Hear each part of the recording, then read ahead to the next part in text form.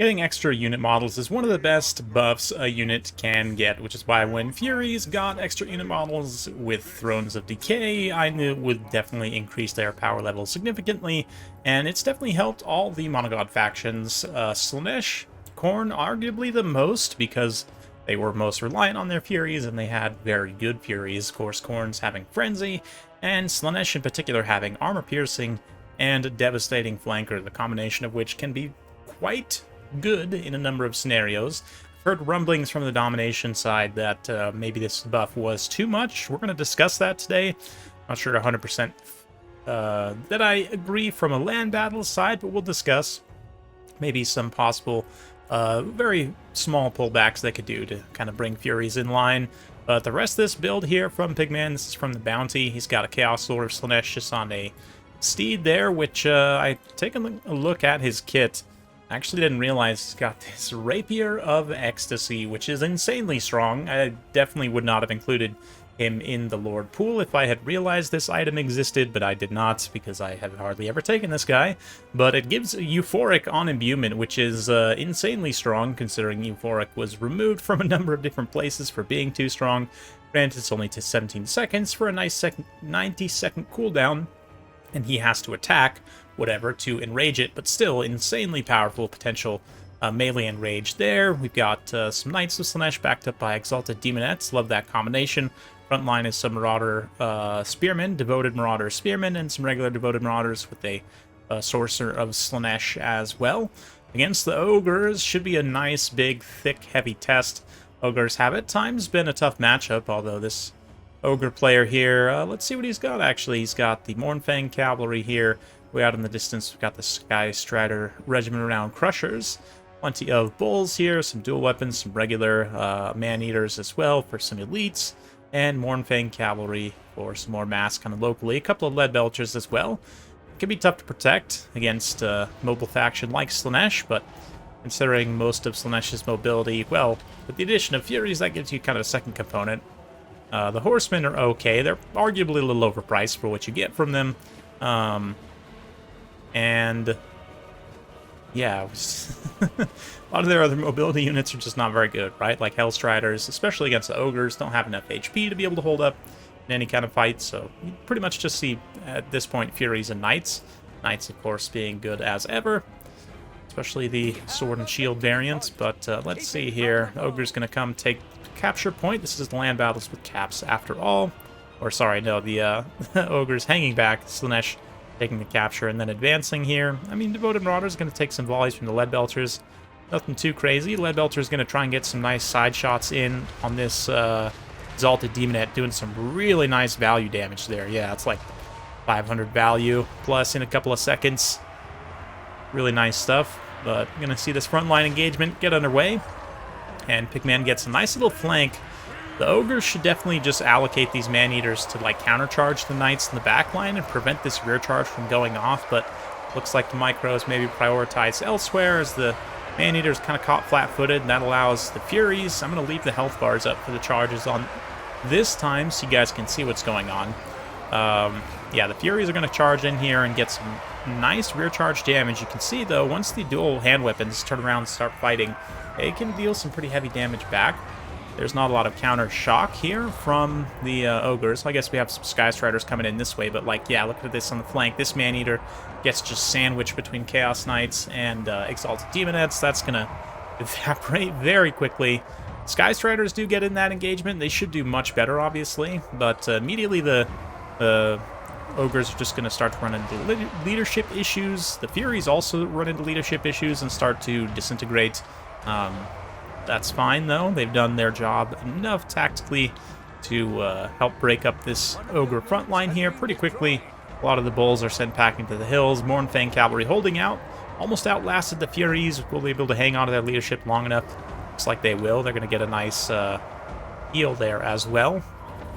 The Ogre, though, is enraged now. I don't know, did that heal actually go off? It looks like it did not. Wow, Pigman with a nice reaction time. Actually, I don't know if he saw the heal.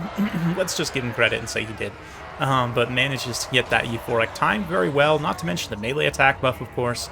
Help that Chaos Sword of Slaanesh just do a massive amount of damage there. At best, the the Slaughtermaster in melee. So, yeah, things are looking pretty grim immediately for the Ogres. It's going to be, you know, 2 rush-oriented builds. You would expect it to be a pretty quick game either way, kind of regardless of who won. But I would say the Sky Striders have a decent chance of holding out, but actually they don't, because they just got surrounded and killed by Exalted Demonettes. So there you go. It's nice to see a quick Slaanesh victory for once. Yeah, I feel like Slaanesh as a faction's sort of missing part of their identity, because a lot of their units are just not really viable to use. But this is definitely decent, it seems like, build combination. I mean, the combination of the Knights and the Exalted Demonettes out on the flanks, even the Demonettes that got blasted were still able to get in, get some really nice value there. Just help eat up those Sky Striders, who definitely did not pay for themselves. Man-Eaters, too. I mean, just kind of getting overwhelmed there. It's interesting that, you know, even though Pigman didn't have necessarily the numbers advantage, I guess really just because, you know, the Noblars have to kind of fight on top of the Bulls, or the Bulls on top of the Noblars, rather. Yeah, it kind of limits their width in a way. Although, I don't know, for Tax the Rich here, maybe just send in the Noblars first and kind of keep the Bulls back to countercharge the Furies once they come onto the ground, because they have a pretty decent charge bonus and good overall weapon strength. Like, countercharging the Furies, especially with the dual hand weapons one, you should be able to clean them pretty quickly. Lead Belchers, like, I kind of get it to an extent, but at the same time also, I think probably the, like, scrap launchers actually in this matchup. I don't know. I mean, you do maybe need some armor piercing, but I just like having the kind of single entity chariot, mobility, survivability over something like lead belchers to deal anti-infantry damage. But yeah, let's go ahead and just quickly do a little bit of post-analysis on Slaanesh here. So yeah, that Chaos Lord item I just completely didn't remember existed, which is very good. This Rapier of Ecstasy, Euphoric Bound on contact, which is quite decent. The rest of his abilities are just kind of there. I mean, -5 melee attacks, decent if you're running more of a kind of squishy demon melee build. Definitely can be worth the extra 150, but certainly even just with, yeah, Horse and that Rapier of Ecstasy, 1400's not terrible. And he's got decent stats overall. Not the best combat lord in the world, will definitely get crumped by a lot of things, but I mean, 1400's very cheap. Does allow you to go quite wide, as we saw there. So like 2 Exalted Demonettes plus 2 Chaos Knights protecting the flanks, definitely very heavy. Yeah, the Marauder Horsemen, unfortunately, are just kind of overpriced.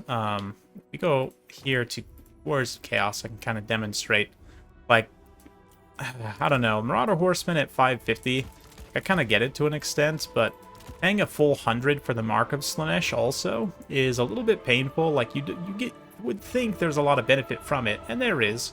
I mean, Devastating Flanker is... it helps somewhat. I mean, charge bonus is only 24, so it goes up to 48 when charging in the flanks and rear, which is okay. They get magical ammunition, which is also situationally pretty decent.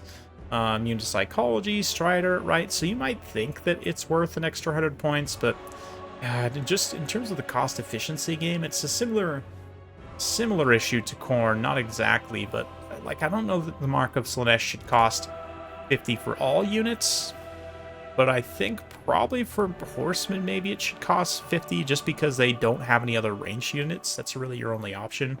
So I don't know. You guys will have to let me know what you think down in the comments below. I feel like it would also just help add out the width of Slaanesh mobility sometimes, just to have some extra bodies to throw in different situations. But yeah, it's definitely an interesting matchup. You guys will have to let me know what you think down in the comments below. Hopefully you enjoyed that. What are your thoughts on Furies? I know I kind of opened the video with them, and we saw a little bit about how they did there. I mean, I wouldn't say they're necessarily overpowered, and I guess we'll kind of end with that discussion since I thought to talk about that. In land battles, you can fire and forget them, and they often will not pay for themselves. Sometimes they will if you get a good engagement. Like, tactically there, again, I think was pretty good. But yeah, I mean, just 18 melee defense with low armor, still pretty low HP overall. Like, any mobile unit that has a decent charge bonus, even something like a Dark Rider, if you can countercharge them once they're on the ground, they're just going to evaporate pretty quickly. And if we even think, like, from an Ogre's perspective, bringing it back to this game,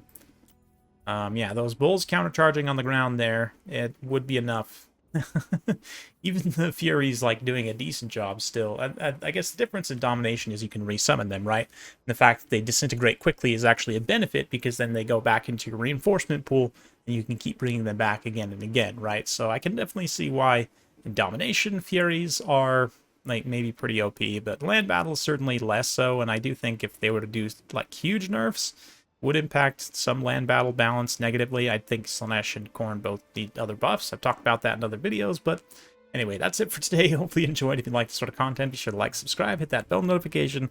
Every time I upload a new video, you'll be notified. Thanks again. We'll see you next time.